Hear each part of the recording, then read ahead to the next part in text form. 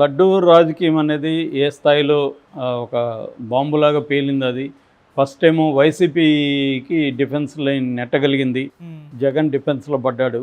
అయితే జగన్ కూడా ఇమ్మీడియేట్‌గా రియాక్ట్ అయ్యాడు. ఒక 2 రోజులు, 3 రోజులు గ్యాప్ తీసుకున్నా ఇమ్మీడియేట్‌గా జగన్ రియాక్ట్ అయ్యి డైరెక్ట్‌గా మోడీకే లెటర్ రాయడం. దాంట్లో కూడా సీబీఐ ఎంక్వైరీ డిమాండ్ చేయడం. తర్వాత మీ మంత్రులు రికమెండ్ చేసిన చాలామంది టీటీడీ బోర్డులో సభ్యులు ఉన్నారు కదా, వాళ్ళకు కూడా ఇది తెలియదా, వాళ్ళకు తెలిసే చేశారా అన్నట్టుగా మోడీని కూడా డిఫెన్స్లో పడేశాడు. అందుకనే మోడీ కానీ అమిత్ షా కానీ ఎవరు కూడా ఇప్పటివరకు అఫిషియల్గా స్టేట్మెంట్ ఇలా. నిజానికి ఇది దాదాపు 140 కోట్ల మంది హిందువుల మనోభావాల్ని హత్య చేసే వ్యవహారం ఇది. కానీ వాళ్ళు హిందుత్వానికి హిందూ మతాన్ని రక్షకులుగా చెప్పుకుంటున్న మోడీ కానీ అమిత్ షా కానీ దీని మీద నోరు తెరవలేదు. వాళ్ళ మంత్రులు మిగతా వాళ్ళు చెప్పారు, వాళ్ళు ఎంక్వైరీ చేయాలన్నారు, వాళ్ళకి నోటీసులు ఇచ్చారు ఏఆర్ డైరీకి. ఇది జరిగింది తప్ప ఏం కాలేదు. పైగా జగన్ ఇంకొక మంచి మూవ్ ఏం చేశాడంటే తన సుబ్బారెడ్డి, అంతకుముందు వైవి సుబ్బారెడ్డి 2 సార్లు టీటీడీ బోర్డు చైర్మన్గా ఉన్నాడు కాబట్టి ఆయన ద్వారా సుప్రీంకోర్టులో పిటిషన్ వేయించి సుప్రీంకోర్టులోనే అడిగారు మీరు దీని మీద విచారం చేయండి అని. దాంతో ఎవరైనా కూడా నిజంగా జగన్ కావాలని కానీ యానిమల్ ఫ్యాట్ని నెయ్యిలో కలిపి ఉంటే జగన్కి అంత ధైర్యం ఉంటుందా? సుప్రీంకోర్టుని అడిగే ధైర్యం ఉంటుందా?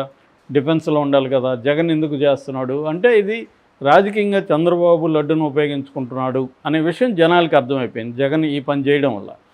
సో దాన్ని ఇంకా చంద్రబాబు దాన్ని తను డిఫెండ్ చేసుకోలేకపోయాడు. దాంతో మేజర్ ప్రాబ్లం ఏంటి, ఇది జూలై 6వ తేదీ 12వ తేదీ తీసిన 2 ట్యాంకర్స్ నుంచి తీసిన 4 శాంపుల్స్ని ఎన్డీడీబీకి సంబంధించిన కాఫ్ అనే ల్యాబ్కు పంపించారు. వాళ్ళు 16th ఇచ్చారు.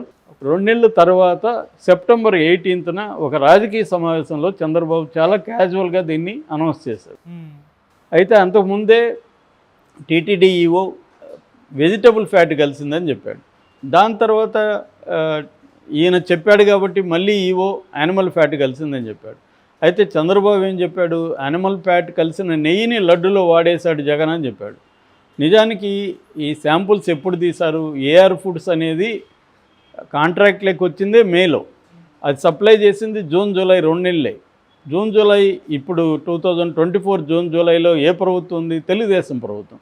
తెలుగుదేశం ప్రభుత్వం ఉన్నప్పుడు కదా అది నెయ్యి సప్లై చేసింది. మరి జగన్కి ఏం సంబంధం?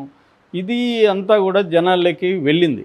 తర్వాత టీటీడీ ఈఓ అసలు మేము కలపలేదు, కలిపిన నెయ్యిని కంటామినేట్ అయిన నెయ్యిని వాడలేదు లడ్లో అన్నాడు. లోకేష్ కూడా ట్వీట్ చేశారు వాడలేదని. వాళ్ళు ఎందుకు చేశారంటే మొత్తం ప్రపంచవ్యాప్తంగా హిందువుల్లో వ్యతిరేకత వస్తూ ఉందని కలిపిన నెయ్యిని లడ్లో వాడేశారు, మీ ప్రభుత్వం ఉంది కదా అని వాళ్ళకి విమర్శ వస్తుందని ఇలా చెప్పుకున్నారు. అది రివర్స్ అయింది. మరి కలపని నెయ్యి కలిపినట్టుగా చంద్రబాబు ఎందుకు చెప్తున్నాడు అన్న విమర్శ వచ్చింది. దాంతో చంద్రబాబు డిఫెన్స్లో పోయాడు. ఈ టైంలో చంద్రబాబుని ప్రతిసారి క్రైసిస్లో కాపాడే ఒక నమ్మకమైన కట్టప్పలాగా ఉండే పవన్ కళ్యాణ్ రంగంలోకి వచ్చి దాన్ని డైవర్ట్ చేయడానికి, అంటే ఆల్రెడీ చంద్రబాబు లడ్డు రాజకీయమే డైవర్ట్ చేయడానికి తన 100 రోజుల పరిపాలనలో ఉండే లోపాలు కావచ్చు, పథకాలని సూపర్ 6ని అమలు చేయలేకపోవడం కావచ్చు, వాలంటీర్ల సమస్య కావచ్చు, సచివాలయాల ఇష్యూలు కావచ్చు, ఉద్యోగులకు సంబంధించిన సమస్యలు కావచ్చు, వరదల్లో తన ఫెయిల్యూర్ కావచ్చు, ఆ తర్వాత వైజాగ్ స్టీల్ ప్లాంట్ ప్రైవేటీకరణని ఆపలేకుండా ఆల్రెడీ 4,200 మందిని ఉద్యోగాలను తీసేయడం కావచ్చు, ఇలాంటి అనేక ఇష్యూల నుంచి డైవర్ట్ చేసి దీన్ని జగన్ మెడకు చుట్టేద్దామని చంద్రబాబు ఒక ప్లాన్ వేశాడు. ఆయన రాజకీయంగా ఎవడైనా వేస్తాడు, ఆయన నేనేం తప్పుపట్ల. రాజకీయంగా దేన్ని ఉపయోగించుకోవాలి, దేన్ని ఉపయోగించుకోకూడదు అని ఇవాళ ఏ రాజకీయ నాయకుడికి విచక్షణ ఏమీ లేదు. తనకు ఉపయోగపడితే ఏదన్నా ఉపయోగించుకుంటారు. జగన్ ఉపయోగించుకుంటారంటే జగన్ కూడా ఉపయోగించుకుంటాడు, రేవంత్ రెడ్డి అందరూ ఉపయోగించుకుంటారు. నేను చాలాసార్లు అందుకే చెప్తుంటాను, ఏ రాజకీయ నాయకుడు ఒక నాయకుడికి ఇంకో నాయుడికి ఎసెన్స్లు ఏమి తేడా లేదు. వాళ్ళ పని పద్ధతుల్లో వాళ్ళ సామర్థ్యాల్లో తేడా ఉంటుంది తప్ప ఐడియాలజీ అందరితో ఒకటే. వాళ్ళ ఇండియాలో ఉండే లెఫ్టా రైటా సెంటరా అందరూ ఒకటే. ఇవాళ అది పైకి ఎన్నైనా చెప్తారు కానీ ఆచరణలో అందరూ ఒకటే. అలాగే చంద్రబాబు చేశాడు. చంద్రబాబుకి అది హెల్ప్ అయింది టెంపరీగా.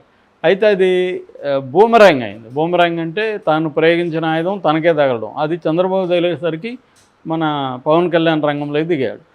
దిగినాక ఆయన ఏం చేశాడు, దీన్ని ఇంకొక మెట్టు తీసుకుపోయి హిందూ మతానికి సంబంధించిన ఇష్యూ లాగా మార్చేశాడు.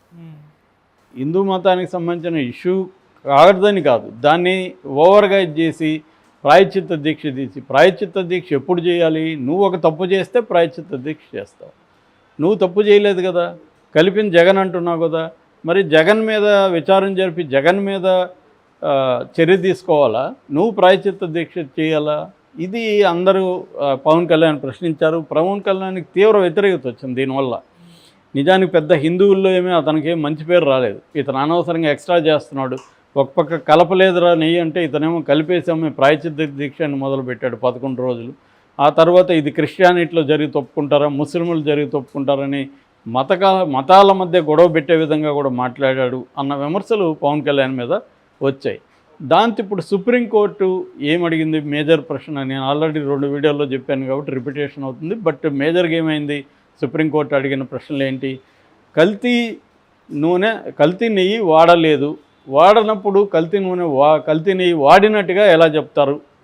రెండవది, దాని మీద ఎంక్వైరీ జరిగి నిర్ధారణ కాకముందే ఎలా చెప్తారు?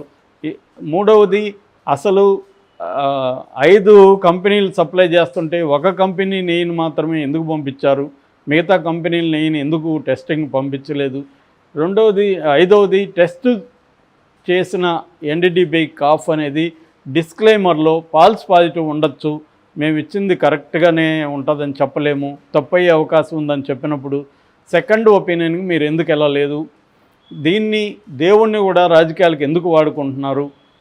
ఇట్లాంటి పరిస్థితుల్లో మీరేసిన సిట్టు కరెక్టేనా లేదా ఇండిపెండెంట్ బాడీ అవసరమా? ఈ ప్రశ్నలు వేసింది. ఇదన్నీ పవన్ కళ్యాణ్కి కూడా వర్తిస్తాయి. ఎందుకంటే పవన్ కళ్యాణ్ కూడా దాన్ని నిర్ధారించకముందే కలిపేసినట్టుగా ఆ లడ్డూలోకి వెళ్ళిపోయినట్టుగా మాట్లాడుతున్నాడు.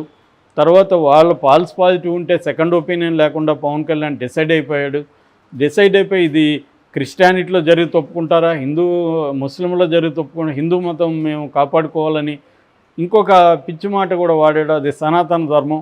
సనాతన ధర్మం అంటే ఎవడికి ఏమి డెఫినేషన్ లేదు, ఇక్కడ ఇష్టం వచ్చినట్టు వాడడమే. సనాతన ధర్మంలో ప్రధానంగా వర్ణ వ్యవస్థ అనేది ప్రధానం అనేది సనాతన ధర్మాన్ని డీప్గా పరిశీలించిన అంబేద్కర్ లాంటి వాళ్ళు చెప్పింది. ఎప్పుడో అంబేద్కర్ కావచ్చు, పెరియార్లు కావచ్చు, తమిళనాడులో వీళ్ళందరూ చెప్పింది సనాతన ధర్మం. కుల వ్యవస్థ, వర్ణ వ్యవస్థ లేకుండా సనాతన ధర్మం లేదు. మరి కుల వ్యవస్థ అనేది కుల వ్యవస్థలో పంచములు అనే వాళ్ళు లేకుండా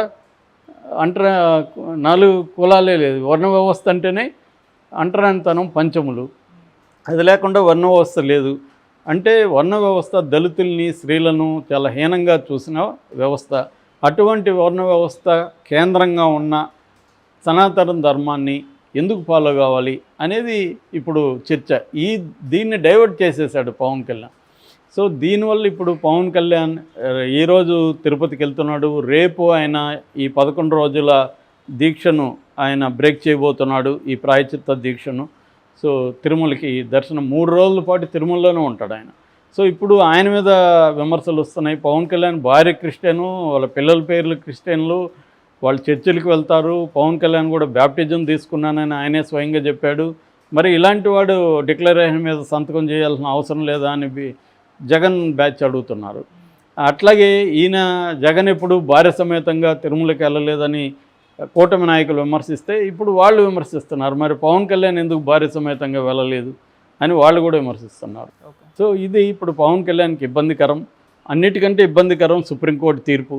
సో ఈయన మరి విరమణ సందర్భంగా తిరుపతిలో వారాహి బహిరంగ సభ కూడా పెడుతున్నాడు.